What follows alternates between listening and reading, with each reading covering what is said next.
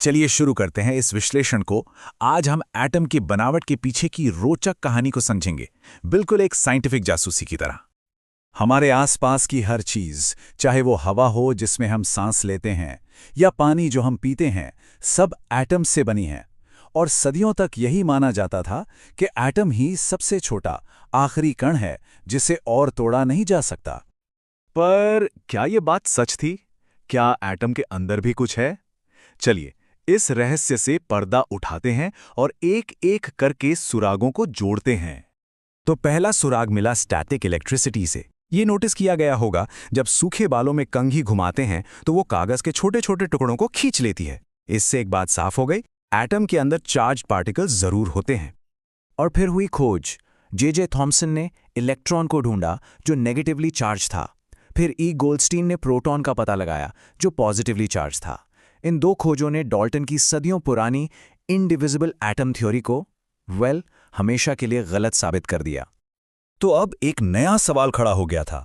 ये प्रोटॉन्स और इलेक्ट्रॉन्स एक एटम के अंदर रहते कैसे हैं? मतलब उनका अरेंजमेंट क्या है? जे थॉम्सन ने इसका जवाब देने के लिए सबसे पहला मॉडल पेश किया।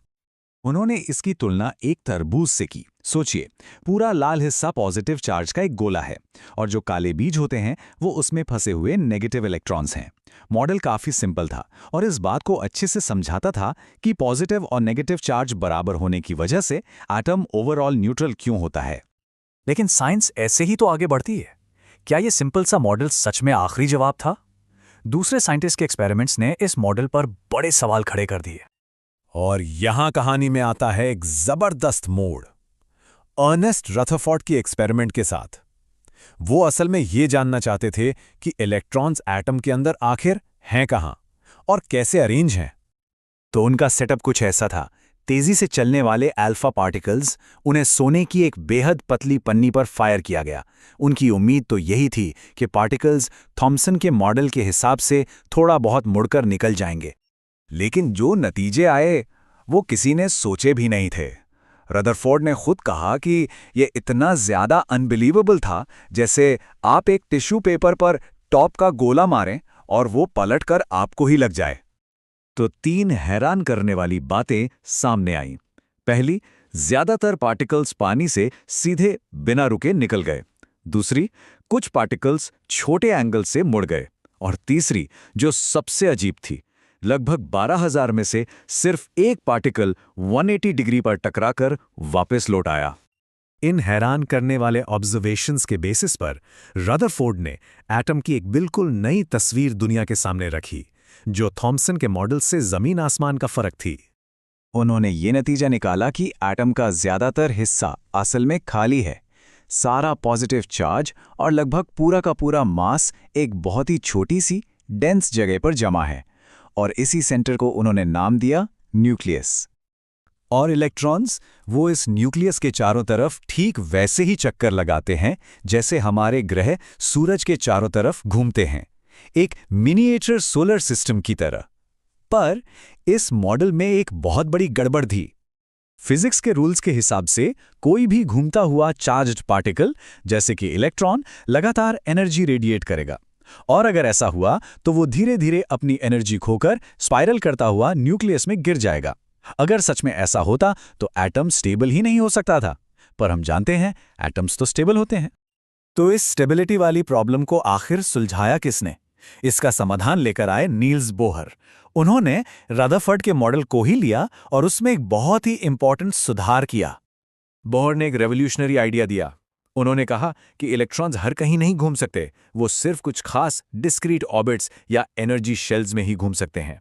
और जब तक वो इन खास ऑर्बिट्स में रहते हैं तब तक वो एनर्जी नहीं खोते। Problem solved.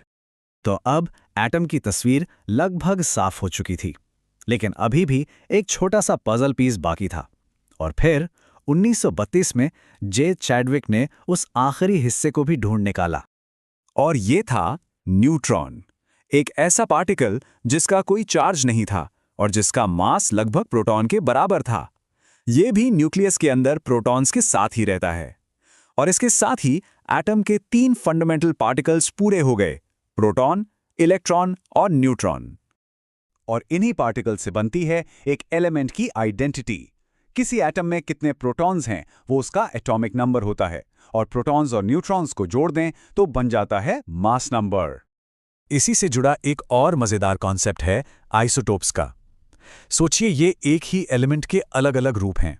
मतलब उनके एटम्स में प्रोटॉन्स तो सेम होते हैं, लेकिन न्यूट्रॉन्स की गिनती अलग अलग होती है। जैसे हाइड्रोजन के 3 अलग अलग आइसोटोप्स होते हैं। इस टेबल में हम देख सकते हैं कि कैसे प्रोटॉन्स और न्यूट्रॉन्स मिलकर अलग अलग एलिमेंट्स बनाते हैं। हर एलिमेंट का अपना एक यूनिक एटॉमिक नंबर है जो उसकी पहचान है। कार्बन का 6 है तो वो कार्बन ही रहेगा। तो इस सारी जानकारी का असल में फायदा क्या है? आइसोटोप्स के बहुत सारे रियल वर्ल्ड यूजेस हैं। न्यूक्लियर रिएक्टर्स में फ्यूल से लेकर कैंसर के ट्रीटमेंट तक एटम की इस बनावट को समझना हमारे लिए बेहद जरूरी है। एक इंडिविजिबल यानी ना टूटने वाले कण के आइडिया से शुरू होकर एक कॉम्प्लेक्स मिनिएचर सोलर सिस्टम तक एटम की कहानी साइंस की खोज और क्यूरियोसिटी की पावर को दिखाती है। पर सोचने वाली बात यह है कि अब जब हम एटम के अंदर झांक सकते हैं तो इसके भी अंदर कौन से नए और भी छोटे रहस्य हमारा